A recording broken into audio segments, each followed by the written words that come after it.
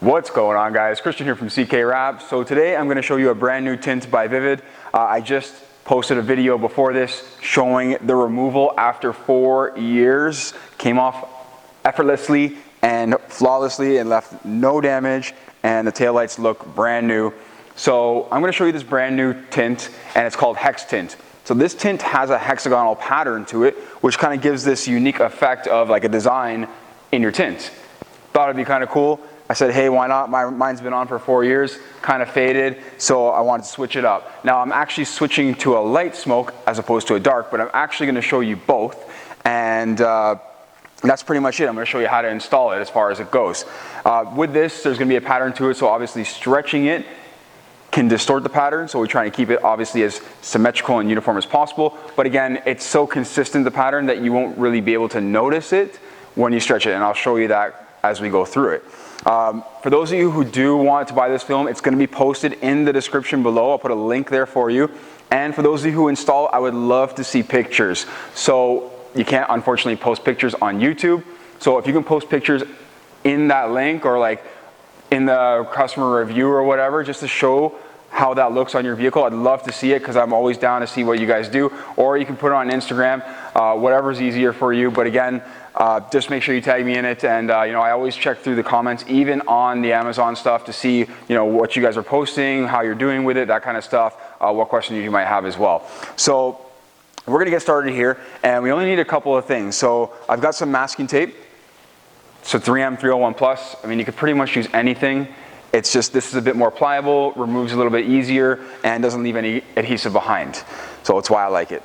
Some isopropyl alcohol, 70%. Do not go higher than this, because there's the possibility that you could crack an aftermarket or even an original pair of headlights or taillights, because this alcohol, when it becomes a higher concentrate, can actually dry it out really quickly and just crack the lens. So I do have a crack in mine. That's not what it's from. It looks like something made an impact right about there. It's got like a spider web style to it, like a stone chip almost. We're gonna need a microfiber cloth, squeegee, blade, glove, heat gun, all that fun stuff. So squeegee, glove, and knife, of course, and then yeah, heat gun. You'll see it in action. So again, mostly everything that I'm using today will be in the description below. Let's go over and look at the actual Hex Tint itself. Okay, so as we can see here, we have the light. This is the light smoke, and this is the dark. The dark is the same shade as what I had on my taillights previously. So exactly the same, just the pattern in it is going to be a little bit less visible, because obviously the pattern is dark, right? Well, the pattern in the light is obviously more clear and visible because it's a lighter smoke. So in order to obviously show this a little bit better, I'm going to use a lighter one as well. And again, I haven't been pulled over or anything like that with the dark smoke, but again, you can see the difference between the two right there. Quite a bit. All right, so first things first, what we're going to want to do is measure out the taillight. So, or the light itself, headlight or tail light. So we're going to measure top to bottom mainly, and if I go top to bottom, we're looking at the highest and lowest point, about 9.5 inches. We're going to go more. I pretty much cut 1 foot into the film every single time, so we're cutting off 1 foot increments. And then the length, if I go end to end, we're going to be less. We're going to be, so I untangle this, should be around 30 or so, 31-ish. End to end, we're looking at 30.5. I'm going to end up stretching the film. I know I'm going to stretch the film. I have to get it around this complex bend over here. So this means that I'm going to actually cut it 60-inch straight down, because the roll is 60 inches, 1 foot into the roll. I'm going to use only 1 foot to do both these taillights right here. The next thing that we're going to do is mask off the exterior. The reason why I do this is so that the film can actually slide off really nicely. And if you noticed in my last video when I talked about it, there was no lifting or anything like that from the edges. That's because I heat shrink the edges around the actual lens itself. There's no resistance. When we stretch the film accordingly, we end up stretching the film in a way where it wants to shrink down and around the area. The only way we can do that is to make sure that it's not sticking on an opposing edge. And another way to do that is to make sure we mask off that opposing edge. So I'm masking off the opposing edge right now simply so that we can shrink the film down and around without it actually causing any adhesion here, or tension, sorry. So I'll just finish up going around here. It's very important that you mask. I actually can't stress this step enough. And it's even important when you're doing color changes and stuff like that. I find masking is like a step that a lot of installers skip because they think that they don't need it or whatever. But for me, I believe it's necessary.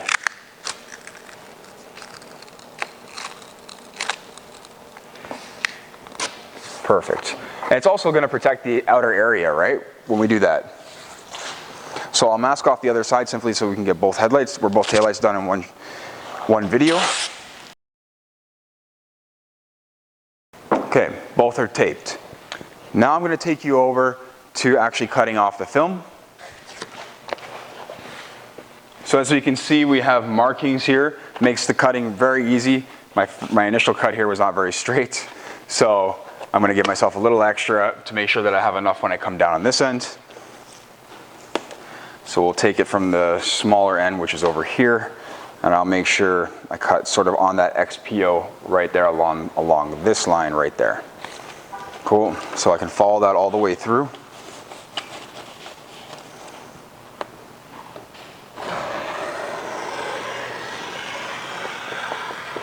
And then we take this piece and fold it in half. I don't need my tape measure anymore. I'm just going to hang it right there. So we're going to take this piece right here and we're going to fold it in half, which is 30 inches. So I'll line up the ends right there. I'll take the bottom, crease it, and that'll be one end.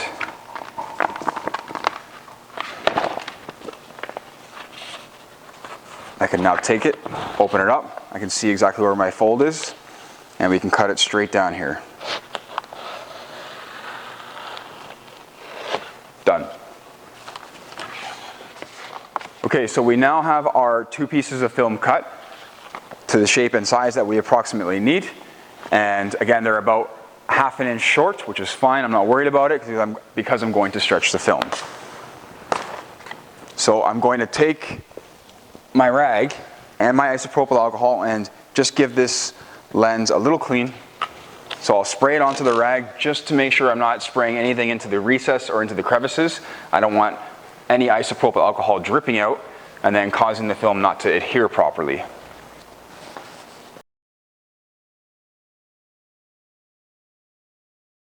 I want to make sure that I don't have anything dripping out. I just washed the car, so. Okay. So now we're ready to rock, basically. We're going to take our first piece and we're going to aim for the largest, flattest area, which is approximately this area right here, and then stretch it to the back over here. All right, so we're about to get started here. I don't want to remove the entire liner or the release liner right off the bat. I'm going to give myself a little bit just to hold on to. It keeps the film actually more stable. And then you see how I'm putting this down on an angle? Well, I'm going to put the other one down on an angle as well. Pretty much the exact same angle. So again, I can tack this in sort of right around there. I don't need to come really far when it comes to covering the very corner. It's not that big of a deal. And then I'm going to make a bit of a relief cut right around here just to get rid of this piece. See, now the film will fall. So I'll squeegee that down just to anchor it. Perfect. Now when we heat and stretch, we want to maintain consistency, okay? This means we're going to try and do this in one shot.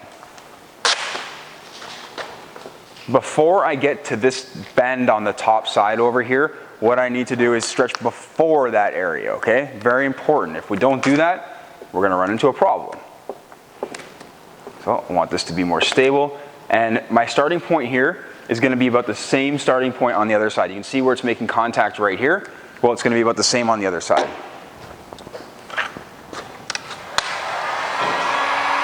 When we heat, we have to heat consistently top and bottom.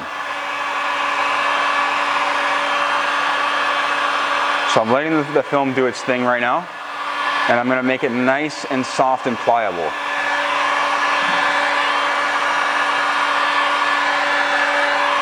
Usually if I don't get this in one shot, I'll just grab a new piece and do it again.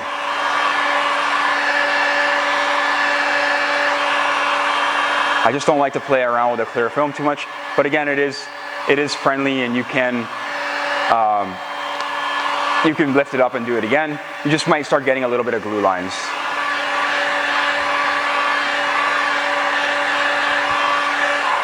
All right, excellent. So I'm gonna see where I'm grabbing right here. This helps me keep the film glass, look. Done. I still have to follow through a little bit more over there. Right here is where I didn't. So I'm gonna see what happened down here. Might have came a little bit high, but I think we're okay.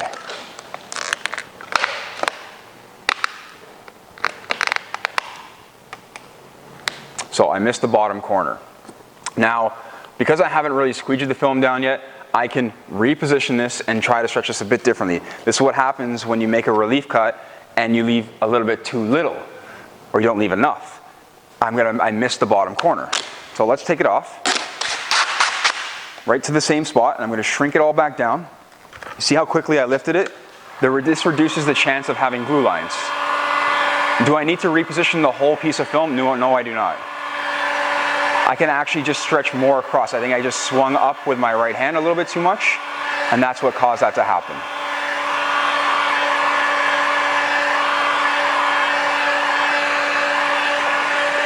So somewhere around there, again, I'm going to try and pull down. There we go. Should be fine with that. I'm going to move my hands. Keep tension on the film. So I'm going to get some of these wrinkles out right here, these air bubbles. So it's pretty close still, but I believe we made it. I do not want to, the last thing I don't want to do is put my hands behind the actual part that I'm laying down, because your fingerprints will show, right? So if I can just get that anchored right there in the middle, super close, no big deal, we're good. So that was my fault. Fortunately, I can make this work. It might be a bit more challenging for yourself.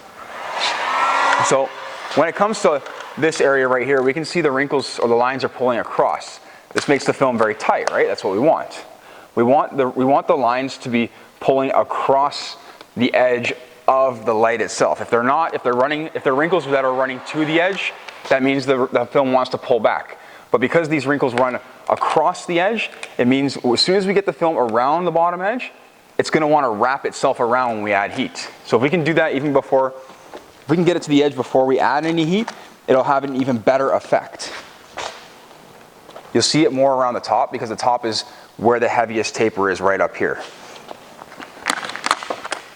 So if we look right here, what I want to do is just, you see how I lift it and I take my time, or sorry, I don't take my time, I don't sit there and try to stretch it when I lift it, I just pop the film up. It makes a big difference in reducing any glue lines if this is ever going to happen. So down here it should shrink. Perfect, it's tightening up. I knew there was a lot of tension there, so I'm controlling it with my left hand, because I don't want it to wrinkle in a way that I don't want it to wrinkle. I want it to wrinkle in the way that I want it to wrinkle. And so I want it to pull tight to the edge. It's very important. It's all relaxed, see? If we do not, again, relax these edges before we cut, we're going to run into the situation of having pullback. And over 4 years, I had zero pullback. So I believe down here, we're like under the edge. Yeah, we are right down there. So again, we have it on the tape, and we can see the film's reaction on the tape. The film doesn't want to pull back up across the light. It's exactly what we want. So I'll give it a little bit of a tuck afterwards. We don't have to wrap it all the way around the edge. Now here's where the fun part is, where I can actually really truly show you what's happening with this top section here. So I'm going to put a relief cut all the way through, right through here.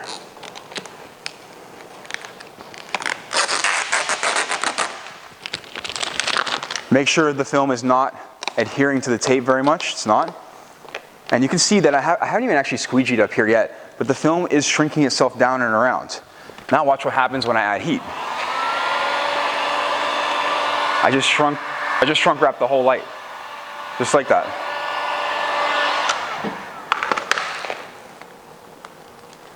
By doing that, again, we create longevity.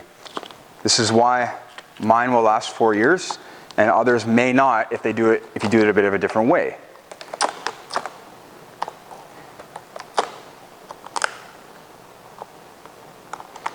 It's all about creating tension in the right way, not the wrong way.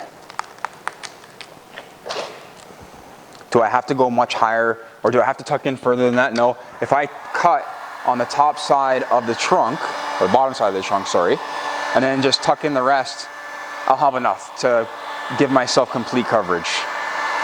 I've got a couple of wrinkles right here on the tape, which I just want to get rid of before I cut. There we go. We want to make sure that the film is smooth before we cut. And again, I'm always running over all the edges with heat to make sure that I don't have any tension and everything is nicely shrunken around. Basically pre-shrunk around. So I'll do a relief cut here just so I can tackle this corner here, because you can see the resistance that I'm getting from this area and this area.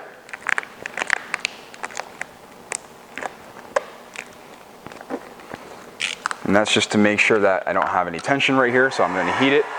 Again, pre-shrinking it, or checking if it needs to shrink, and then just running it up to the edge. Once we do that, we're ready to cut. So I'm ready to cut right now.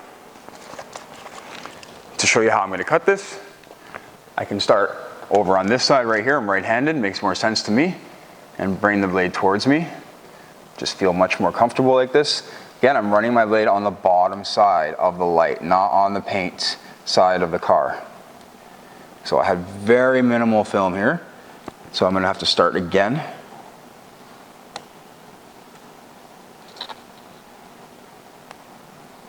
You don't need to have like an inch of your blade out. It's very minimal, guys.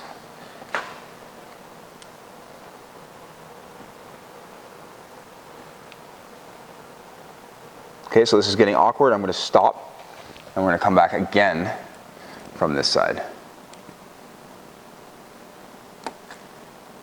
Cut a little circle around the end there, and then I'm going to come across the top side of the trunk.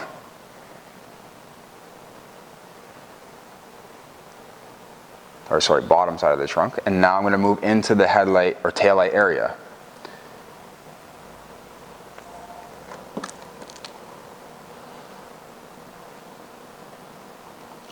This should be off, fully cut. So let's check it out. We'll pull away from the edge.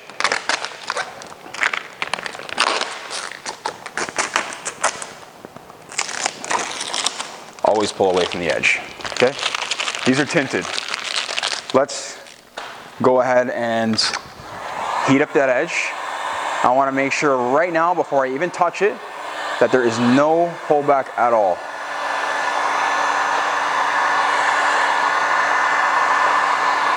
What's the point of tinting it and then finding out later on that you have pullback? Well, no, there's no point. So you do it without even touching the edge, and then now I can touch the edge. Since I've gone over the whole thing with heat, it will have shown me if I have any pullback. So we're just going to basically secure it all in. Again, we don't have to go nuts here. We're just rounding off the edges slightly. Basically finishing it up, finessing it a bit.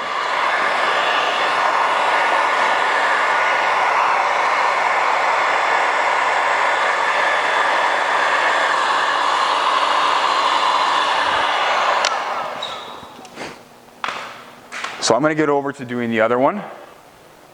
All right, so I'm not going to walk you through this side here. I'm going to do this more, just do as I go. And I'll talk about a couple of things here. But again, positioning right off the bat, very important. Just get it into its place.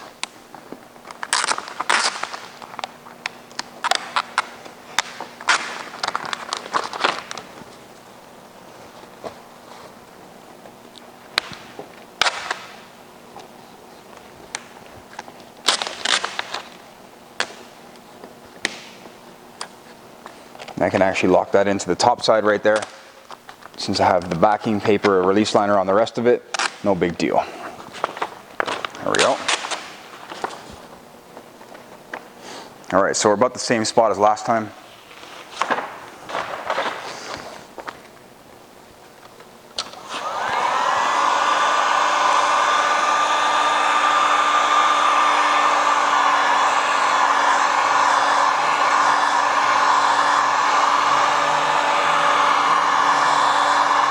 And just let the film shrink, do its thing, and then we go ahead and pull it. As you can see, I'm not really heating close to my hand, right, where my hand is. That's because I want that area to be stretch free. That's where the end of the light is.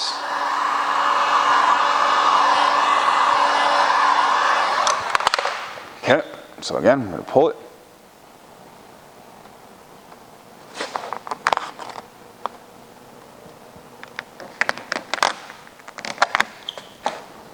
Bingo. And come straight through and lock all that in. I've got a couple of tiny wrinkles right there. I'm just going to lift those out and get them to the top edge. Perfect.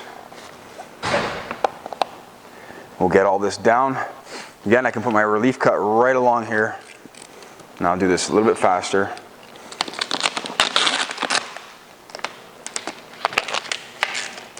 So we can see how long it actually takes without me walking you through it.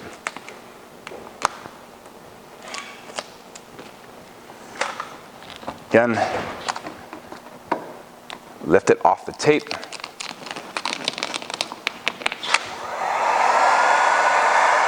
Film shrinks down to the edge. Don't even really have to hold it. If there's a lot of tension on it, sometimes you do have to hold it.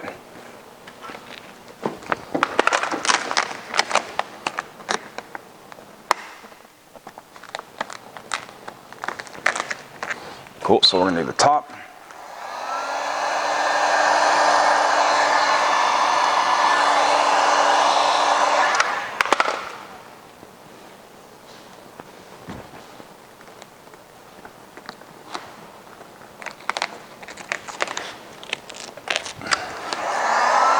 All tightening down really, really nicely. Exactly what we want. Except we need to control it, that's all.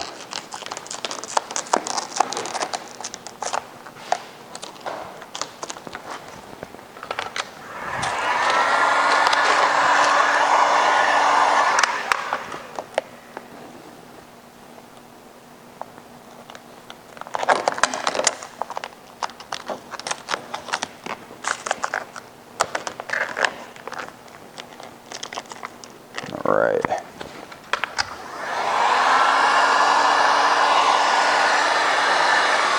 Straighten all that up before I cut. Straighten up the bottom. I'm going to finish off this side over here just a little bit, and then we're cutting it out and we're done.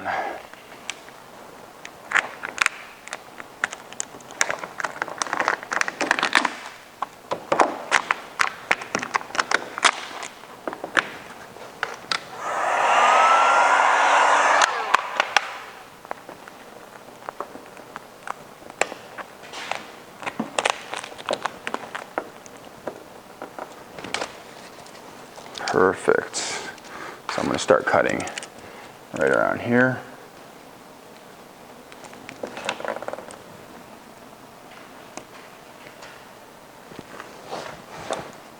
Again, as long as we do the pre-shrinking with the heat and using the masking tape, we can cut this right along the edge. I mean, after 4 years, this film hadn't even shrunk a millimeter, so it's because I'm pre-shrinking the film before I cut.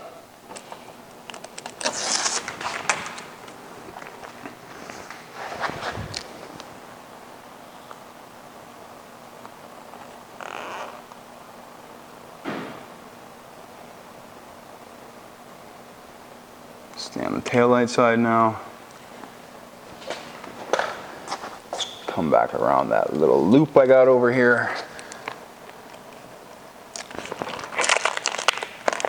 My vinyl's a little bit bunched up. There we go. Couldn't see where I was cutting.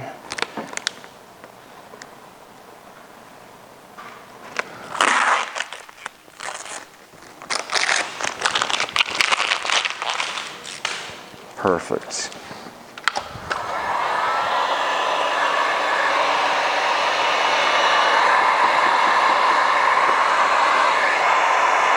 I heat it first and then I always go over afterwards.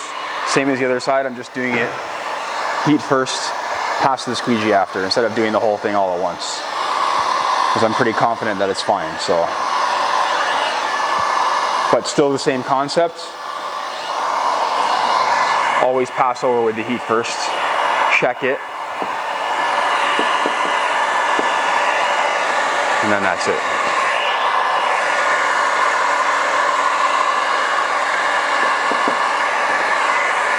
All right. Cool, those are done. Now as for light output goes, I'm going to actually show you what the light output is like. I don't think you have to worry too much.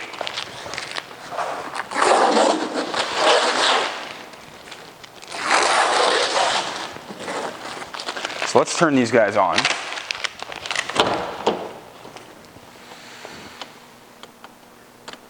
it on? Or not on?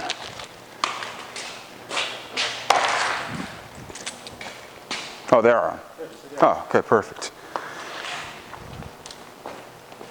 All right, so you can see these taillights are on right now and it's bright as hell in here. We can see them very clearly. It's not like we can't. Throw on some four-way signals. See if we can see those. The reverse brake light, again, I think it's like right there. So if I turn the car on,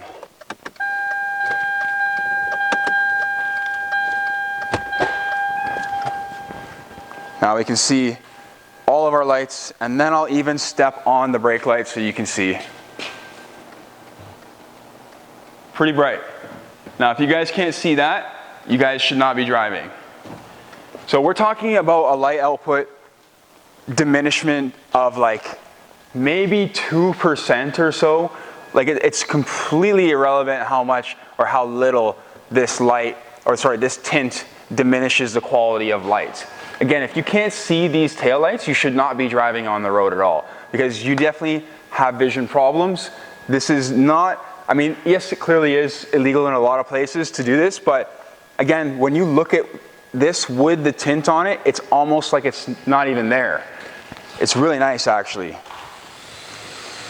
And so I'll show you what it looks like up close.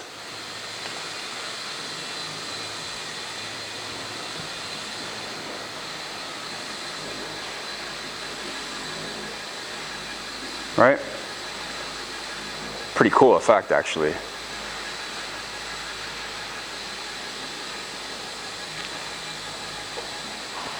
You can even see the little side marker indicator there.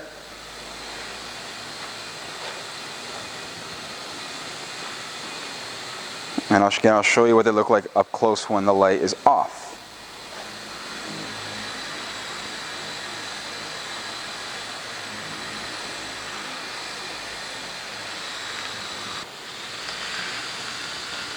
So let's see what they look like with the light off.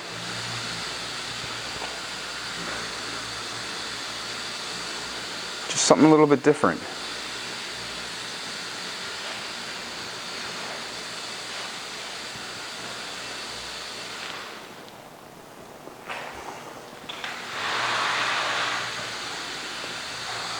But overall, a really cool effect. And again, you can go even darker if you really wanted to.